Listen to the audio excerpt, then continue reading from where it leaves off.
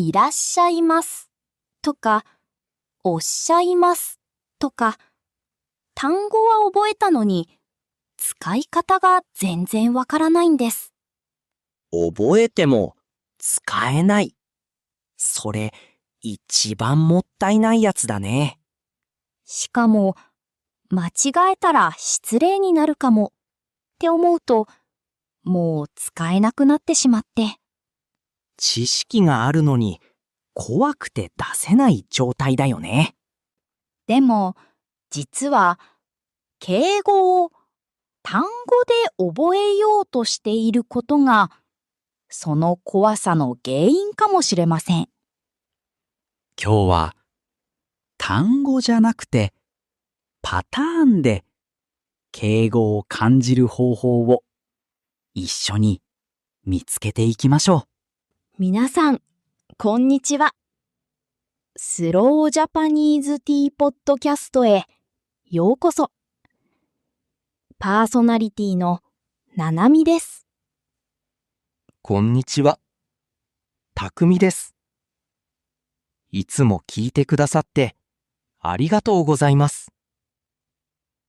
このポッドキャストは、日本語を勉強している皆さんが、毎日少しずつ自然な日本語に触れるための番組です。今日もリラックスして聞いてくださいね。さて、今日のテーマに入る前に、少し聞いてほしいことがあります。何ですか？先日、チャンネルにコメントが届いて、敬語の単語は覚えたのに、いざ使おうとすると、口から出てこないって書いてあったんです。ああ、それ、すごくよくわかる。たくみさんもそういう経験ありましたか？もちろん、英語でも全く同じだったよ。プリーズとか、クジューとか、覚えてはいるけど、急な場面では全然出てこなかった。そうなんです。だから今日は、そのコメントをくれた方に、そして同じ気持ちのリスナー全員に向けて話したいと思います。今日のテーマは、敬語はなぜ怖い？そして、怖くなくなる方法。スロージャパニーズティーポッドキャスト、スタートです。まず、根元的な話をしようか。なぜ敬語はこんなに怖く感じるのか。私が思うのは、敬語って最初から難しいものとして教えられてきたからじゃないかって。どういうこと？例えば、教科書を開くと、いきなりこういう表が出てきます。普通形、矢印、丁寧形、矢印、尊敬語、矢印、謙譲語。あの表ね。あれを初めて見たとき、これは無理だって思う人多いと思う。そうなんです。しかも、一つの動詞に対して形が4つも5つもある。食べる一つでも食べます。召し上がります。いただきますって全部別の単語だもんね。だから、敬語イコール単語をたくさん覚えなければいけないって思い込んでしまう。でも、それが一番の罠なんだよ。罠？実は敬語は単語を覚えるゲームじゃなくて、パターンを使うゲームなんだ。パターンですか？そう。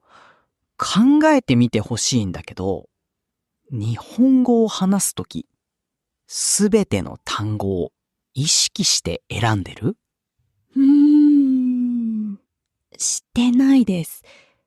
もう体が覚えてる感じで出てきます。そうだよね。敬語も同じになれる。でも、そのためには、単語じゃなくて、仕組みを先に理解する必要がある。仕組み。それが今日話してくれるパターンということですか？そう。実はね、日常会話で使われる敬語の9割近くは、たった2つのパターンでカバーできるんだ。2つだけですか？ 2つだけ。尊敬語のパターンと謙譲語のパターン。この2つさえ体に入れば、お店でも、職場でも、初めて会う人にも、自然に丁寧に話せるようになる。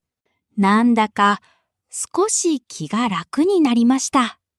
じゃあ、パターン1から始めよう。尊敬語のパターン。尊敬語は相手の行動を高く表現するものですよね。正確に言うと、相手がすることを上品に言うときに使う。主語が相手の時のパターンだよ。主語が相手の時。なるほど。一番シンプルな形はこれだけ。おプラス動詞のマス形活用語感プラスになる。おになる。そう。例えば、飲むという動詞があるよね。飲む、飲み、お飲みになる。あ、なんか聞いたことあります。お客様が何か飲むときに、お飲みになりますかっていうあれですか？まさにそれ。もう一つやってみようか。読むなら読む、読み、お読みになる。完璧。これが、お、に、なるパターン。どんな動詞でも、このフレームに入れるだけで尊敬語になる。本当にそれだけですか？基本はそれだけ。あと一つ、例外的に形が変わる動詞がいくつかある。いる、いらっしゃる、言う、おっしゃる、みたいに。ああ、最初に私が言ってた、いらっしゃいますって、それだったんですね。そう。あれは例外の一つ。でも、例外はほんの少しだから、パターンを先に覚えて、例外は後から少しずつ足せばいい。単語を全部覚えようとするより、パターンを一つ覚えてから例外を足す方がずっとシンプルですね。そういうこと。では、パターン2に行こうか。パターン2は謙譲語ですよね。こっちの方が難しいイメージがあります。大丈夫。謙譲語は自分がすることを控えめに言うときのパターン。主語が自分の時だよ。主語が自分の時。じゃあ、さっきと反対ですね。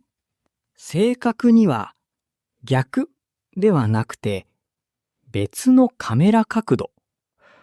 尊敬語は相手にズームイン。謙譲語は自分をズームアウト。カメラの角度。それすごくわかりやすいです。謙譲語の基本パターンは、おプラス動詞のマス形語感プラスする。をする。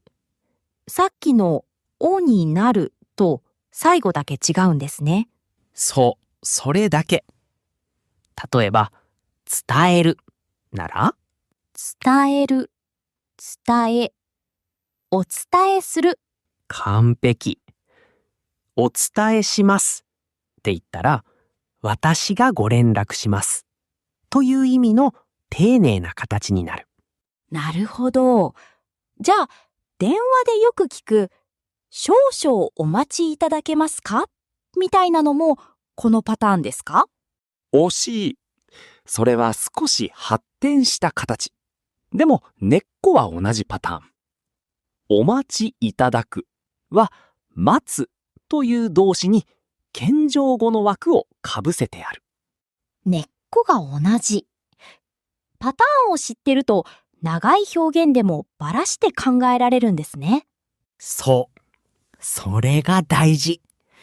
単語として丸ごと覚えるんじゃなくて、これはパターン1が入ってる。これはパターン2の変形だって見えるようになると、もう怖くなくなる。うわぁ。今まで全部バラバラの単語として覚えようとしてました。多くの人がそうだよ。だから怖くなる。でも、2つのパターンで整理できると分かったら、どう感じる？正直に言うと、もう一回やり直せる気がするって感じです。じゃあ、実際にどうやってこの2つのパターンを体に入れていくか話そうか。はい。ぜひ。一番シンプルな練習は、毎日使う動詞を3つ決めること。行く、食べる、見るとかでいい。3つだけでいいんですか？最初はそれで十分。その3つをパターン1とパターン2に当てはめて声に出す。それだけ。やってみます。行く。お行きになる？惜しい。行くは例外の一つ。いらっしゃるが正しい尊敬語。ああ、また例外が出てきた。でも焦らなくていい。例外に出会うたびに、あ、ここは違うんだって一つ足せばいい。パターンが土台にあれば例外は怖くない。パターンが土台にあるかどうか、それで全然違うんですね。もう一つ大事なことがある。実際に使う場面と一緒に覚えること。場面と一緒に？例えば、コンビニのレジで、袋はよろしいですか？って言われたことある？あります。最初は意味がわからなくて固まりました。あのセリフを、よろしいイコール良いの丁寧形として覚えるより、コンビニのレジで使うやつとして覚えた方が絶対に体に残るんだよ。ああ、以前の文法の回でも同じことを話しましたよね。感情や場面とセットで覚える。そう。敬語も同じ原則。お待ちしておりますは、電話で相手を待たせるときの言葉。ご確認いただけますかは、メールで何か確認を頼むときの言葉。パターンプラス場面。この組み合わせが最強。パターンプラス場面。それだけで9割の場面をカバーできる。できる。敬語をゼロから全部覚えようとすると、確かに一生かかる。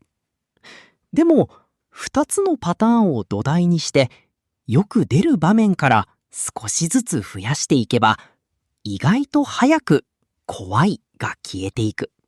怖いが消えていく。なんかその言葉、すごく好きです。最後にもう一つだけ。はい。